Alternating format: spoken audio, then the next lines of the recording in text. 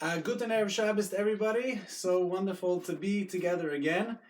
Before I give this talk, I have mixed feelings. On the one hand, I pinch myself and ask myself, is this for real?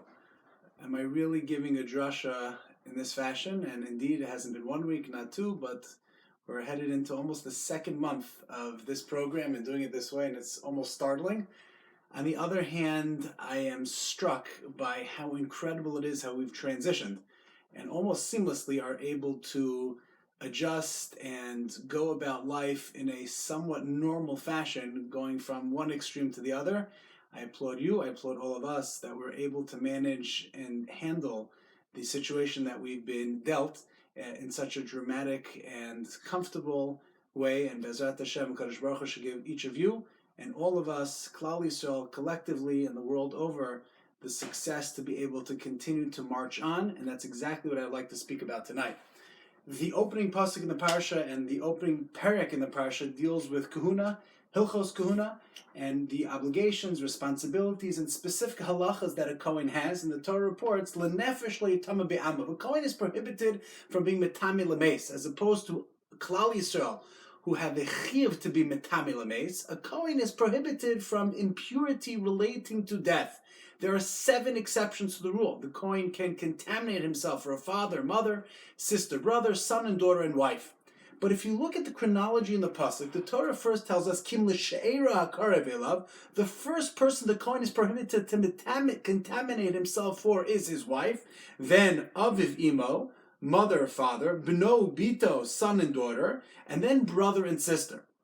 Reb Zalman Saratskin in the Sefer Oznaim L'Torah asks the following question. If you're dealing with the pasuk from a chronological context, one would imagine that the Torah should begin to recount from father, mother, sister, and brother, the people that one has had a relationship with the longest. Father, mother, sister, brother, then wife, and then son and daughter. Why does the Torah first tell us that the kohen is supposed to contaminate himself for his wife? Kim l'she'ero, she'era Rashi Chazal say is the wife. Kim l'she'era karar ve'elav. That's the question that Reb Zalman Saratskin asks in the Sefer Oznaim L'Torah. And listen closely to the answer of Reb Zalman Saratskin. He says something phenomenal. When it comes to all kurva, all relationships, father, mother, even sister and brother, those are relationships that stem from the past. They go from years back, 10, 20, 30, 50, they're old relationships. But the relationship one has with his wife and the ensuing development of a family that is built, that is al ha'asid, it's the future. And thus what the Torah is defining is that the approach that one has to have is not viewing the world vis-a-vis the past, but looking toward the future. And therefore the first person that a kohen should be contaminate himself to is not to what was, not to father, mother, not to sister, brother, but rather it's l'she'era hakarev, because that is the definition of the future. Let me read you the words of Rav Zalman Saratskin, the late, great Telzer Rosh Yeshiva and Telzer Rav. One's relationship with a spouse deals with the future. Bibanim mishutafim, children that have been born. The future is that much more special, unique, and cherished than the past. Kima she'avar ayin. What has gone is gone. Bygones are bygones. And therefore the Torah is telling us a critical component and a critical philosophy in terms of who we are and what we are and how we celebrate. We celebrate the future. Of course we look back to the past and we build the future based upon our ancestors. But at the same time, the kohen specifically can only begin to be metame regarding the future. That's who we are as a people. That's who we are as individuals. We look to the future. It's so easy to get caught up in the past. What was Monday morning quarterback? Hindsight is 2020. We should have caught the problem earlier. If only we would have known. It's easy to live in the past. It's easy to talk about last year. I could have succeeded. I could have had this. I could have married him or her. I could have landed that job. That's the past. That's Monday morning quarterback. But the asid, to look to the future, to build, that's sometimes we get caught up in and we're unable to wrap our fingers and hands and lives around looking toward the future. And thus the Torah begins Parshas Emor by telling us you have to look to the future. That's the job of the Kohen. That's the job of the Jew. That's the job of Klal Yisrael. But it's not just the Parsha, it's the season too. The Gemara says in Mesechus Yevamos, Daf Samach Beis Amud Beis, that during this Tkufa, this time period, Mi Pesach at Pros Atzeres, from Pesach, the way most Rishonim understand until the end, way, well before, Atzeres Mesu Talmidei Rabbi Akiva, the great Tana Rabbi Akiva lost Shneim Aser Elev Zug, 12,000 pairs of students, 24,000 students Rabbi Akiva lost. However, Rishonim, the Meiri, the Maharil, and others understand that Gemara, Pros Aseretz, means that around and at Lag Baomer is exactly when the students stopped dying. Says the Raman, Shulchan Aruch Siman Taf Tzadik Gimel, therefore Nogin Ktsas Simcha. We have a bit of joy during this period on Lag BaOmer, specifically this coming Wednesday, Haba Aleinu L'Tova. It's going to be a Yom of Simcha Ktsas, a little bit of joy, because the Talmidei Rabbi Akiva stopped dying. Pause for a moment. When a plague, a pandemic, an epidemic, a disease comes to an end, people stop dying. Is that a reason to party? Is that a reason for a holiday, for a Yom Tov? Maybe it's a reason to be thankful, for sure. To have relief, absolutely. To acknowledge that we've gotten past the situation that we found or find ourselves in, certainly. But to have a party? To be joyous? No tachanun?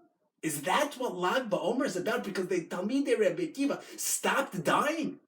This question is posed by the Vilna Gaon on Shulchan Aruch and the Ber Hagra. This question is posed by the Pri Chadash and Shulchan Aruch and Siman Taf Tzad Gimel, asking on the Ramah, why do we party? Why is there a Simcha in Lag BaOmer? This is no reason to be happy. And more than that, Rabbi Akiva's students died. What's going to be with the trajectory? What's going to be with the transmission of Torah? He lost his students. How are we going to continue? And listen to the Pri Chadash's answer. The Pri Chadash says that's not why we're happy. But there's another reason why we're happy, because the Gemara says there in Yevamos Daf Samach Beis, Rabbi Akiva traveled l'Rabosenu Shebadaram. He found 5 students in the south of Israel, and from those 5 students, Hamidu Torah l'Yisrael, Rabbi Akiva built the Torah. Those 5 Talmidim is Shas, is the Bavli. That's where we rebuilt Torah. Put yourself for a moment in Rabbi Akiva's shoes. 24,000 students. That's more seats than a Madison Square Garden. Madison Square Garden, I checked today, houses roughly 20,000 seats. 20,000 fans. Can you imagine being 20,000 people today? 20,000. Rabbi Akiva lost 24,000 students, 4,000 seats more than are held in Madison Square Garden. How would you feel? How would you handle that? Rabbi Akiva didn't stop. He didn't cry overly. He wasn't distressed overly. He wasn't overwhelmed, but rather he traveled to the south. He went on. He found 5 Talmidim and only 5. Not 24, not 25, but he found 5 far away from 24,000. And from those 5 Talmidim, Rabbi Akiva built Torah again. A rejuvenation of Torah. Rabbi Akiva, like Reb Zalman Sorotzkin explains this pasuk, had this worldview of the future. I'm not going to get caught up in what was. I'm not just going to muddle in misery and remember my students, how I taught them, how I built them, how I developed them. But rather, Rabbi Akiva said, I'm going to move on, and I'm going to look to the future, and I'm going to be Ma'amid Torah again. I'm going to rebuild Torah. I'm going to rebuild the Jewish civilization. I'm not satisfied with what was. I'm not satisfied with what is, but I'm looking to the future. That's Rabbi Akiva. And after reading this Gemara and thinking about it again, I began to have a different outlook on Rabbi Akiva altogether. And I'm going to share with you some Gemaras about Rabbi Akiva, and you'll see this is Rabbi Akiva's worldview, his Weltanschauung, his outstanding and many multifaceted advantages that Rabbi Akiva gave us. And this is but one of them. Remember, of course, the Gemara at the end of Maseches Makos tells us that Rabbi Akiva was traveling with his colleagues, Rabbi Gamliel, Rabbi Shua, Belazar ben Azariah, and they came upon Harabayis Makom HaMikdash, and they saw was absolutely in shambles. It wasn't what was. Har Mikdash was shamem mishumem. It was totally desolate, destroyed. His chiluhem libkos. Rabbi Akiva's colleagues began to cry. Rabbi Akiva Mitzachim, Rabbi Akiva was laughing, and his colleagues asking, Lama tabocha, why are you crying? And they asked Rabbi Akiva, Lama tamitzachik, why are you laughing? And Rabbi Akiva responded and said, because you have tunnel vision. And you're only looking and seeing right now the destruction. And you're seeing Harbais Shomei Mimashumim destroyed and desolate. Now, I see something else. I see the nevuah of Uriah's coming to fruition. I see that there's desolation. I see that there's destruction. But now that I see that, I know the nevuah of Zechariah is going to come to fruition. Oh, Yeshu Zekenim Zekenas B'Yushalayim. Once this has occurred, I'm certain that it's going to be a future. Rabbi Akiva wasn't stuck here. He didn't get caught and looking just at the moment. But he was able to see past the here and now, and is able to look much farther into the future. And he was able to see ahead. And it continues. Rabbi Akiva, the Gemara we recited just a few weeks ago, Maseches Brachos Daf Samach Aleph. Rabbi Akiva was traveling and he couldn't find a place to sleep overnight. What did he say? Kol man da avi rachman litav avi. I don't know why this is happening to me now, but it's going to be good. HaKadosh Baruch only gives me what's good. He was forced to sleep in the darkness, in the middle of the wilderness, that night in the forest. All he had with him was a torch, a donkey, and a rooster. The torch went out because the wind blew it out. The rooster was eaten, as was the donkey. And every time Rabbi Akiva said, Kol man da'avi rachman l'tavav, everything God does is for the best. I know there's a reason. I don't see it now. All I see is darkness. All I see is that I'm sleeping in a forest. I don't have my donkey and my rooster. But still, he saw there's something else. There's got to be a future. And of course, we know the end of the story. If Rabbi Akiva would have had the light, if he would have slept in the city, if they would have heard the donkey crowing and roosting, who knows if he would have made it out alive. That's Rabbi Akiva. But still, Rabbi Akiva teaches us maybe one of the most famous, well-known maxims in all of Chazal. A pasuk in last week's Parsha, V'haftal re'acha kamocha, love your fellow like you love yourself. Rabbi Akiva adds, Zehu klal gadol b'Torah. This is the foundation stone of the Torah. The Ramban, last week's Parsha, other Rishonim asked the question, V'haftal re'acha kamocha, it's impossible. I can't love my fellow as much as I love myself. That's not natural. It's emotionally impossible. It's not something that we can do. And indeed, that's a very hard question to answer, and we're going to have to deal with it. And the Rishonim deal with it, the Rambam, the Smag, the Ramban, the Maharsha, others. But Rabbi Akiva was able to say, V'haftal l'reacha kamocha, because you know how you love your fellow like you love yourself? You look past the facade. You look past the here and now. You look past the face, and you look much deeper into a person. You look past what you see. Again, Rabbi Akiva had this outlook of the future. Lehaba, what's going to be? What can emerge from such a person? I don't see the wrinkles in the face. I don't see the tears. I don't see the sadness. I don't see the challenges. I don't see what other people see. I see deeper into the person. I see the neshama, the chelek elokah mimal. I see further. I see the Beis HaMikdash being rebuilt. I see potential even though my torch and my flame are out. And yes, I also see L'Sheira, Karav Elav, the building of the future, and thus the Kohen is Mitame for his wife Lehaba. Who is Rabbi Akiva's Talmud? Who is his main disciple? Reb Shimon ben Yochai. And Reb Shimon ben Yochai, we all know, is the yahrzeit that we celebrate on Lag Baomer this coming week. And Rabbi Shimon Yochai himself says that all this Torah comes from his Rebbe, Rabbi Akiva. And Rabbi Shimon Yochai, the author of the Holy Zohar Kadosh, doesn't say, Tashma, come in here, like it says in Shas and Bavli. But what does it say in the Zohar? Tachazi, come, let's see. Because Rabbi Shimon Yochai picked up this message from his Rebbe, Rabbi Akiva, and said, I'm not satisfied with just looking here. Tachazi, let's look deeper, not just Torah-A. Tachazi, chazi is an explanation of looking at something much further, much deeper, and looking at something with penetrating eyes that I see past. And the Gemara says in Masechah Shabbos, Daf Kuf Nun Ches, that Rabboseinu Higil Lekern b'Yavne, the rabbis entered the vineyard in Yavne, and they were having a discussion. And the Gemara says there that the colleagues of Reb Shimon bar Yochai said, I see the Torah lishtakach Yisrael. I see in the future that the Torah is going to be forgotten from the Jewish people. And there was a discussion, they couldn't figure out halacha, and they started to begin to realize that slowly over generations the gap is becoming greater, and the void is larger. We can't understand Torah as we did in the past. What did Reb Shimon bar Yochai tell his colleagues? No different than Rabbi Akiva told his colleagues. Chalila v'chas, the Torah will never be forgotten from Yisrael. Ki lo sishakach mi pizaro, the Torah will be never forgotten for any generation. Rabbi Shimon bar Yochai wasn't just looking right here, today, and now. He looked much farther into the future, well past what is. That's Lag Baomer. It's the yortzeit, the Hilul of Rabbi Shimon bar Yochai. It's the end of the plague of Talmidei Rabbi Akiva, but we're not celebrating and commemorating what was. We're celebrating what can be, what's going to be in the future.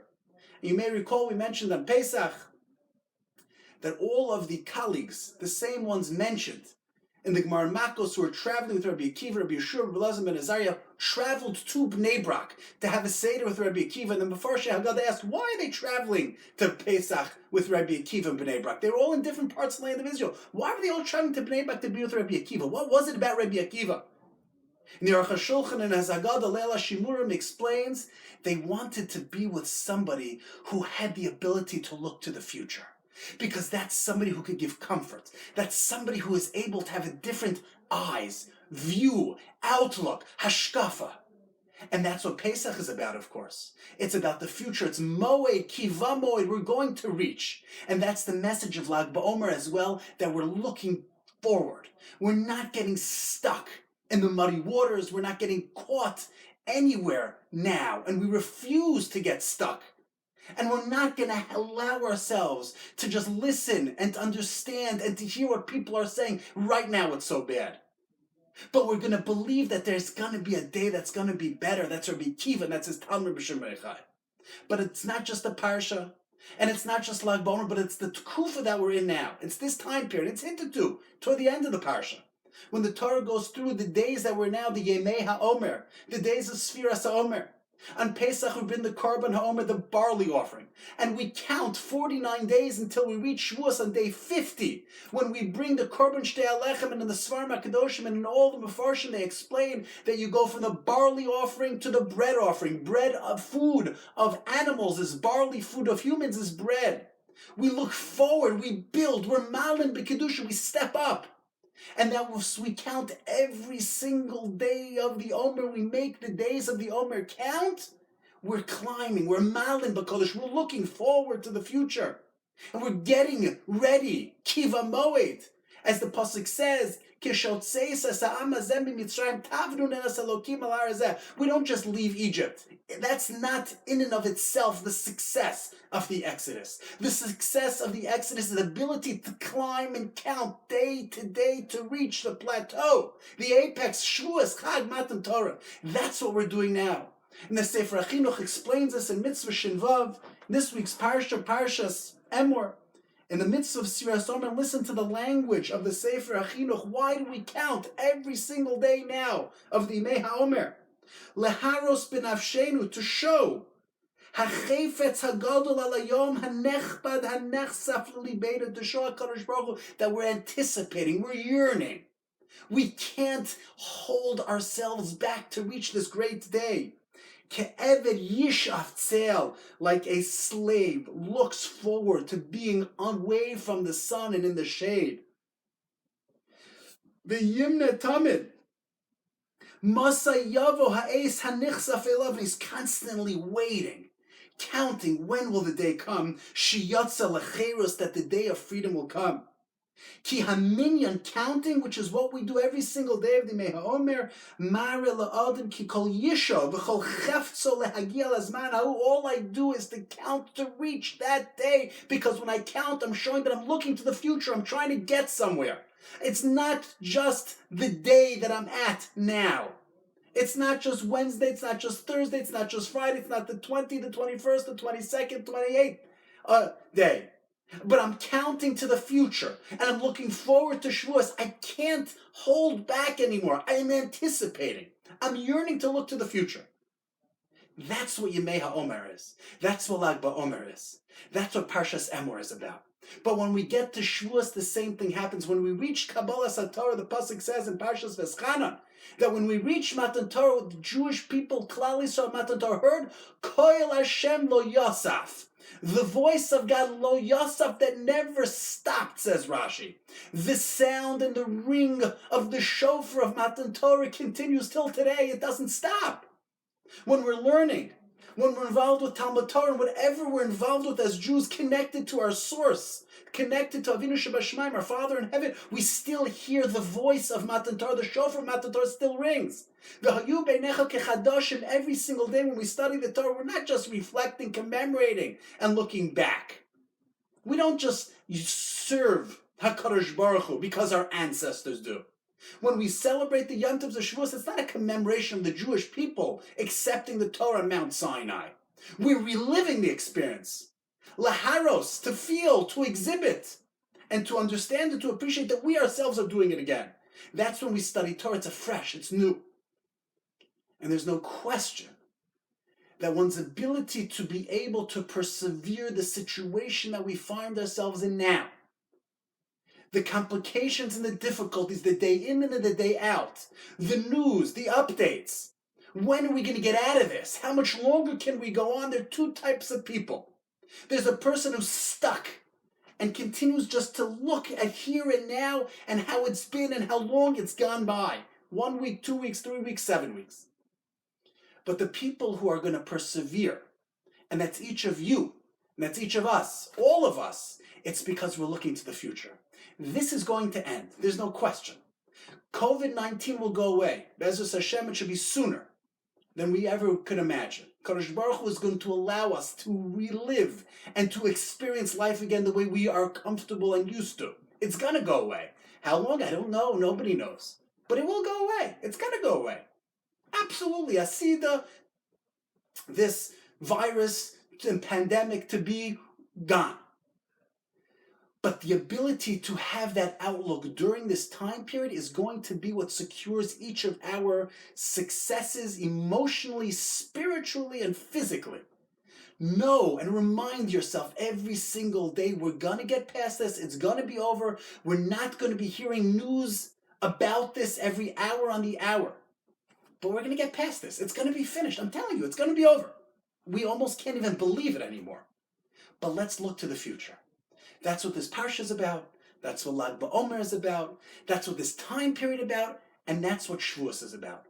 B'siyata d'shmaya, we should be zocha to continue to look forward, to look to the future. Im kol zeh achake lo b'chol yom sheyavo. That's what we are waiting for. Liftos mechake ketz yeshuaso. Kadosh Baruch Hu is going to redeem those who are waiting for the Yeshua, for the ketz. May it be the will of HaKadosh Baruch Hu that He sees us anticipating, climbing, making every day count, and using our time wisely, pining to the future, looking forward, recognizing that we're building our future. And everything that we're doing now counts as we look toward the future. B'siyata d'shmaya, it should come true faster than fast.